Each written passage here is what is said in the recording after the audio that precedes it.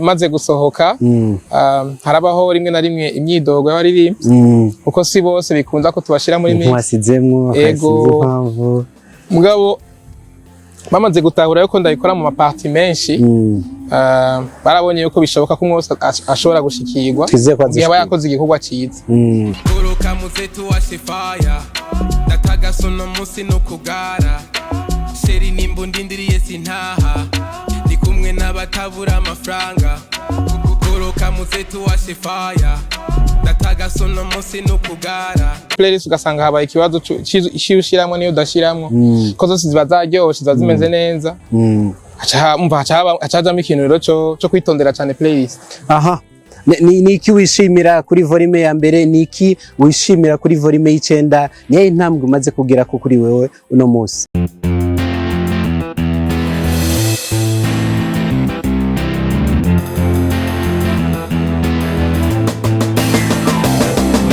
Yes, bakunze open mic. My name is Pat. Tukumwe na DJ Chahatali. Ndakora mu DJ Dj-Philbyte. Umeze neza? Namahoro ndashimye. So, turaza kugaruka cyane kuri mix. Watanga gukora mix ryari? Volume ya mbere ya Buja Vibes. Baita volume? Nagenda yita ma volume ni nk'ama party ushobora kwita ama party ya mbere ya kabiri. Party ya mbere ya kabiri. Ya mbere hari muri 2018. Mugabo yo nta masanamu nigeze ndayikorera. Yarama audio gusa. Nari audio gusa. Ariko ndapima ndabe nimba bikunda. Sanga birakunda. Chandanshe na direct ni ya kabiri 2019. Iyo irafite amasanamu. Iyo irafite amasanamu. Mu nyuma ndabandanya rero 2020 nakoze zibiri mengo ntimba nihenze. Kushiko no munsi ngeze kuri volume y'icenda. Volume zose hamwe ni mix icenda maze gukora. Mix icenda. Yeah. Icimvire cyatanguye gute ubwa mbere kugira utanguye kugira volume ya mbere? Ndibuka harigeze kuba impari mu myaka itatu iheze umuziki nyamahanga n'umuziki ndundi. Ego aho twaguma duharira duti mbega kubera iki tutavuza cyane indirimbo zacu. Je nanje ndabiraba sanga hari indirimbo z'ukuri ziba zikenewe kuja muri playlist zacu. Nuko icimviro cyaciye kiza reka ngerageze ndabe nimba bishoboka ko umuntu yavuze isaha yose akavuza indirimbo zo mu Burundi gusa. Ndatangura ndagerageza ibya mbere sinakuja isaha ya mbere. Ya mbere nagize 45 minutes. 45 minutes ndavyibuka. Hama mu nyuma plus uko habizo deba plus niko abarinzi bakora cyane kuko twe twarababwira ibyo tubona bibura nabo bakatubwira ibyo amakosa batubonako. Buke umwe wese agenda arikosora ku ruhande rwiwe. Twe twabagiriza yuko badakora indirimbo zitambika cyane. Nabo baca batamwo bya bintu. Nabo bakatubwira yuko urumva n'izindi turazivuza nubwo ziba bon hakaba nyine deba ndende. Mugabo umwe wese yarashoboye kubona ico mugenzi we maybe abashaka ko akora abashaka ku muziki wacu cyo tuba twipfuza ko uko tuba twifuza kumera kugira tuvuze. So nuko abaririmbyi barakoze indirimbo zitambika ku bwinshi. Ntango rero uzanakora mix kamara isaha mbere zikanasigara ubuho ziraba nyinshi ku buryo nsanga hari zasigaye kuri playlist ugasanga habaye ikibazo cy'ushiramwe niyo udashiramwe ko zose ziba zaryoshe ziba zimeze neza. Hacajamo ikintu rero cyo kwitondera cyane playlist. Birakorohera ubigenza gute kugira ngo ushobore gufata akazi k'uburirimbyi ko kudija kugira ngo ubishire ku mwanya umwe cyane cyane aba DJ mukunda gukora mu ijoro bwije. Bigenda gute muri rusange kugira ngo ushobore kubihuza carimwe? Zose ni muziki. Hamaje mu bisanzwe nta kandi kazi mfise nkora. Akazi nyamukuru mfise nkora n'umuziki. Donc ndakora mu ijoro nkavuza mu bibanza bitandukanye. Hama ku murango remba afise umwanya nkicara nkitonda nkarondera playlist. Hama nkaronka n'umwanya yo kuja muri studio. Byose ni ikintu cyo kwiprograma gusa. Iyo ukunda ikintu urakironkera umwanya. So tubagiye kwitamo nyine izina Buja Vibe. Irimwo abaririmbyi best Buja Vibe Show.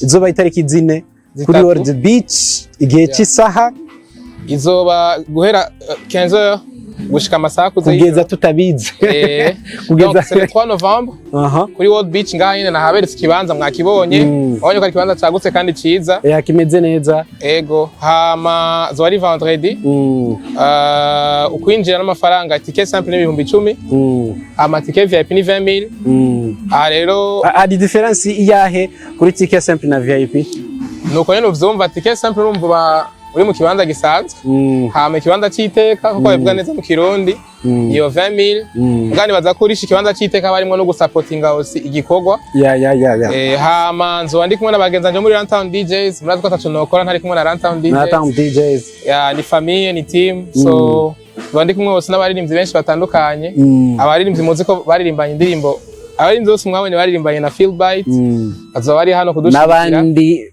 biko byategurwa n'abandi aussi shaka kubigira surprise kugira byose ntubivugire hano tubimarire hano igiteramo ntigerere hano donc rero nakajyo kugira ngo abantu bose bakunda umuziki w'iwacu muze kuraba performance ya mix ikibiriraho za Philbyte hamwe na performance akabijya kandi nuko Philbyte adoshobora guperforminga zimwe mu ndirimbo mwakunze utarabona ariko araperforminga twimare EP yose ya Buja Vibes shiramo ama collabo so nakajyo ku bantu bose mukunda umuziki wacu mukunda umuziki w'abarundi kuza kudushigikira kuko ni gake dukora bino bintu by the way ni igiteramo kizovuzwamo indirimbo z'abarundi gusa kuva gitangura gushika kinda kirangira kana performinga n'abarundi ariko abakobwa barakunda kugirirwa ga promotion gato sinzi cyo biteguyeko abakobwa deja dufise bake baririmba so tuko turagereza kuvugana na bamwe twumve ko bashobora kuhashika nabo badukorere batwereke talent zabo baduhe show so ahani nagomba gushimikira kuri ico kintu cyuko hazuvuzwa umuziki w'abarundi si ibintu tumenyereye dukora so niki naco nuko abantu bamye bidoga kuva kera ngo ntidusupportinga ntitugira iki so this is the right moment kugira ngo muze gusupportinga utwereke ko turi muri kumwe natwe kuko naho twokugeza tari kumwe n'abafana reka tubatumirire abantu bose ni itariki 3 ni kuri World Beach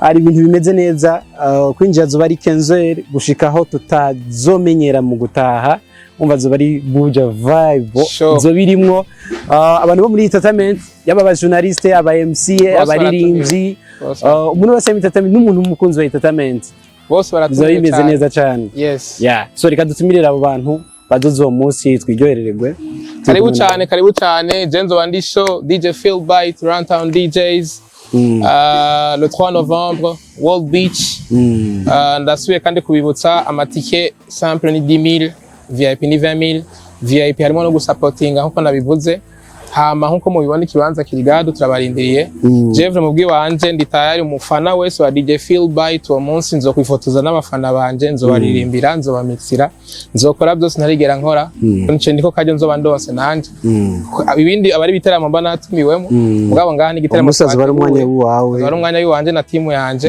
kuryohera abantu so reka nagushimire cyane bandanye ugira imyiteguro myiza asante sana asante